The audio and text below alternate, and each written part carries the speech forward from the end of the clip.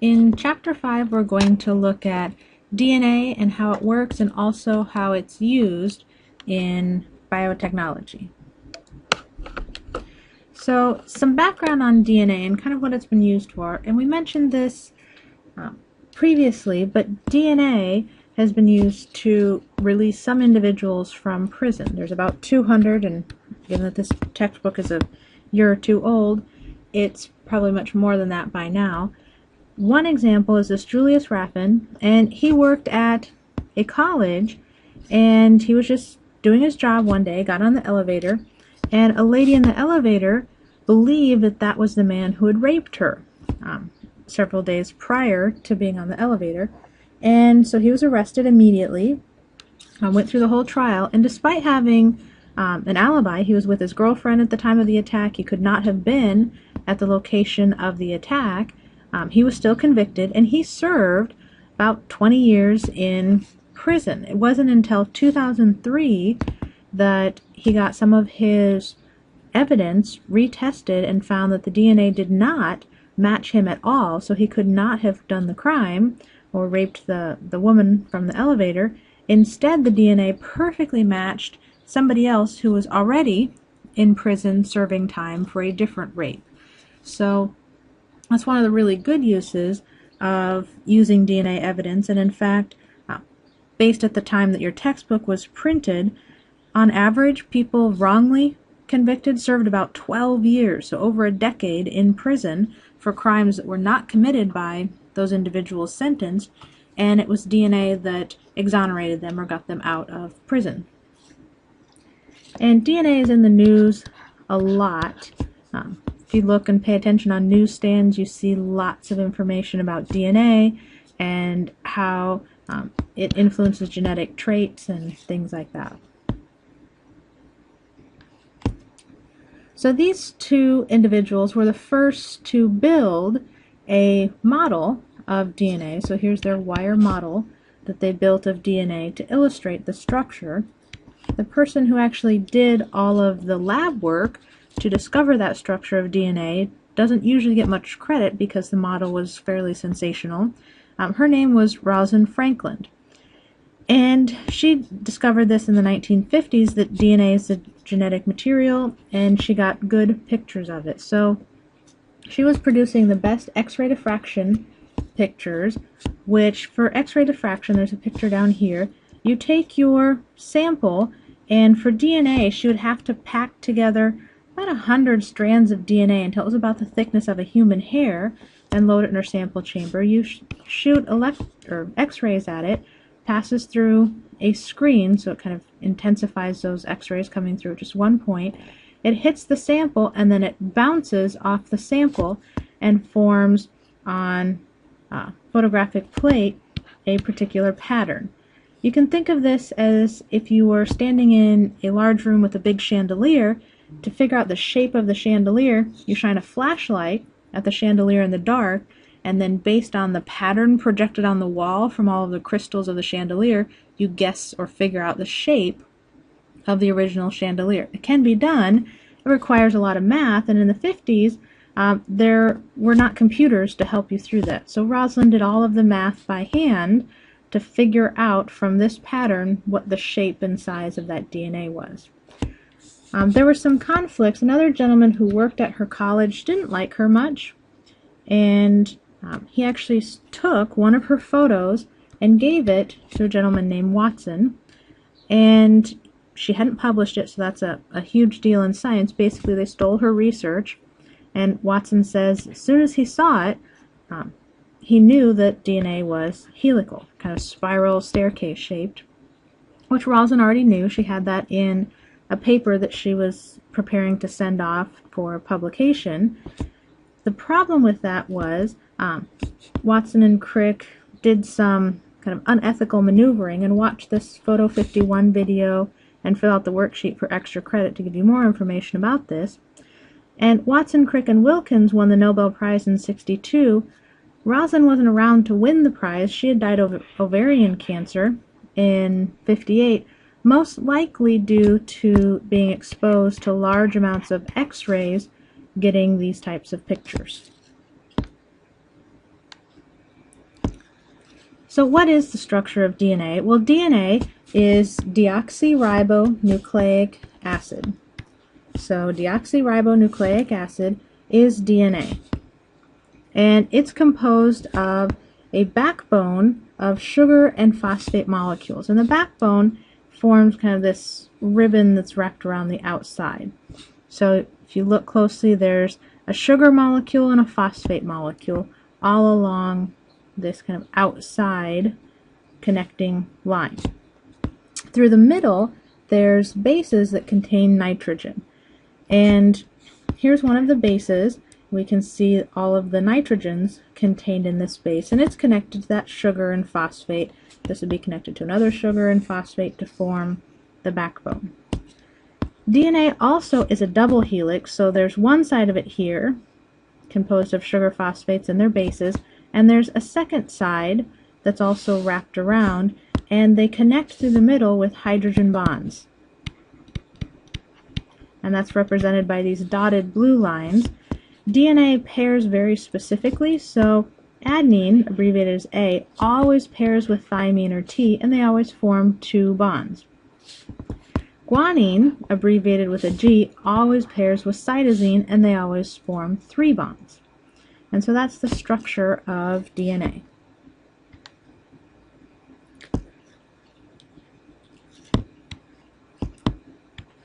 So DNA is universal, meaning all organisms that we know of, all life, uses DNA. From bacteria to onions to fruit flies to human, we all use DNA.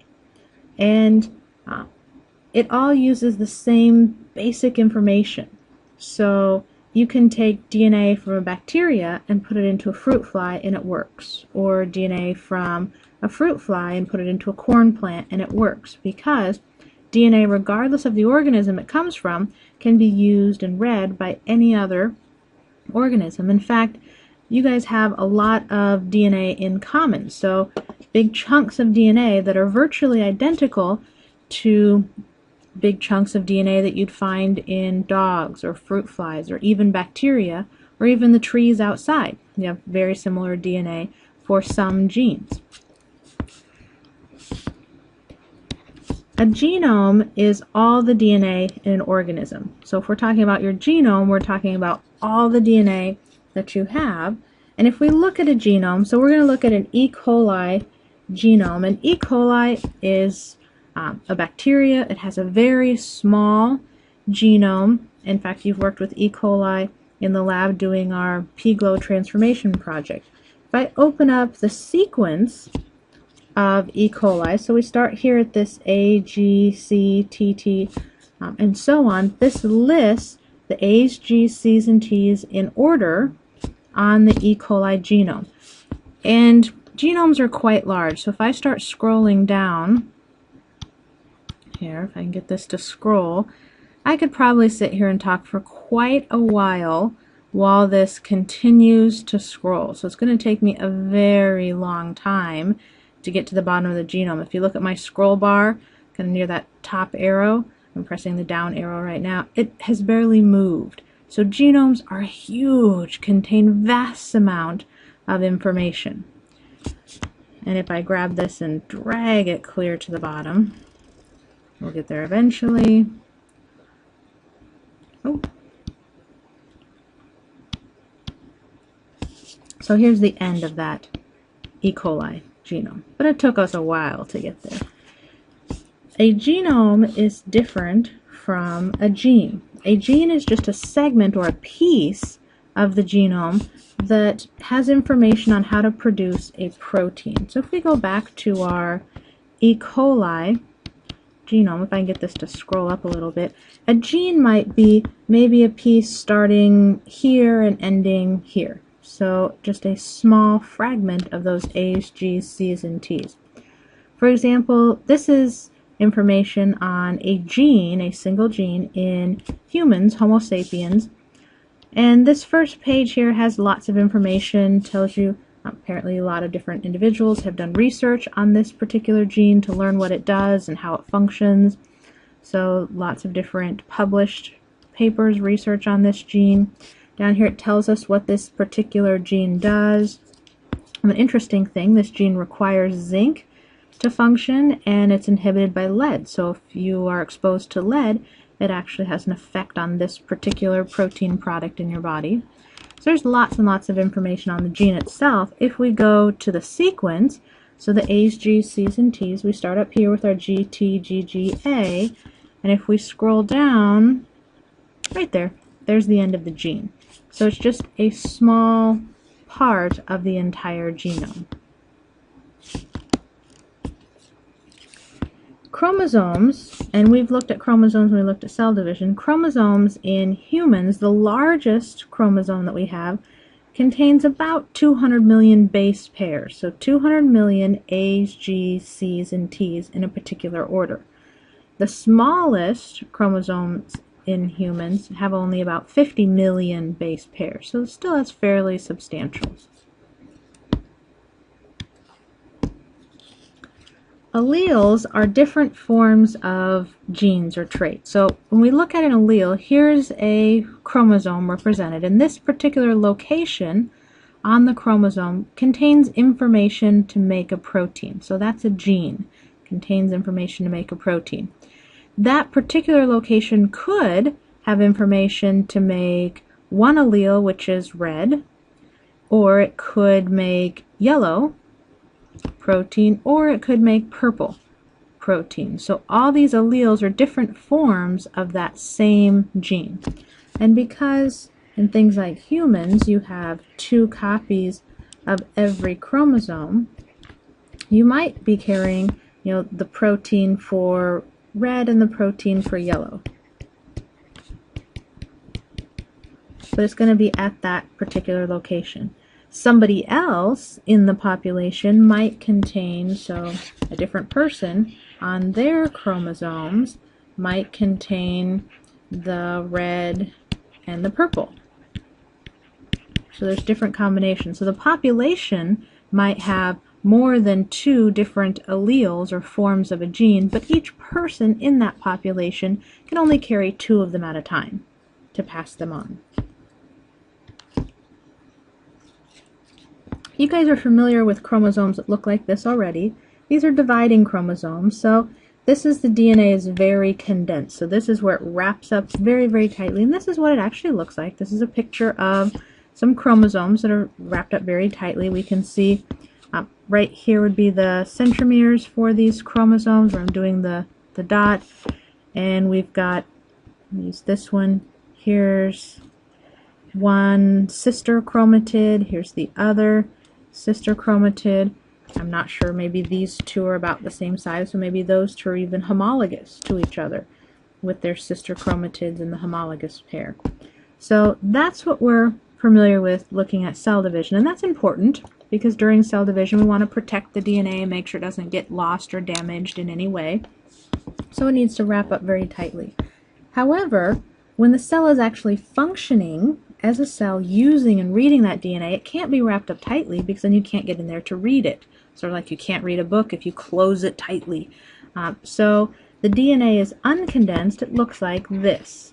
So these are individual strands of DNA all stretched out and available for the cell to read. You can't actually distinguish the chromosomes. You can't see which parts of this mass of strands belongs to which chromosome. But when they start wrapping up, they'll condense into those distinct chromosomes.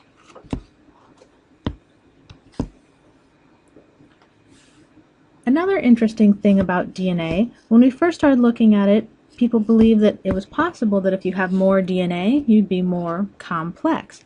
But once we started looking at more organisms and comparing them to humans, we find that human DNA, actually we have very little of it compared to some other species. So looking at the genome, remember the full amount of DNA in an organism, looking at a genome of a fruit fly in a human, that looks about right. Fruit flies have substantially less DNA than humans do, as far as millions of base pairs. However, onions contain more DNA than humans do. The salamander contains substantially more DNA than humans do.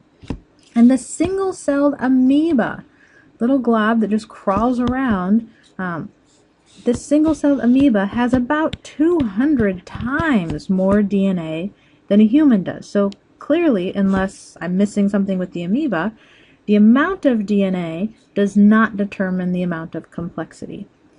Another interesting thing that we found is that in humans, less than 5% of our DNA is coding. Coding means that it makes protein. And that's important because proteins are structural in your body. They are enzymes carrying out reactions. So basically, any work that your cells do, well, that's done by proteins.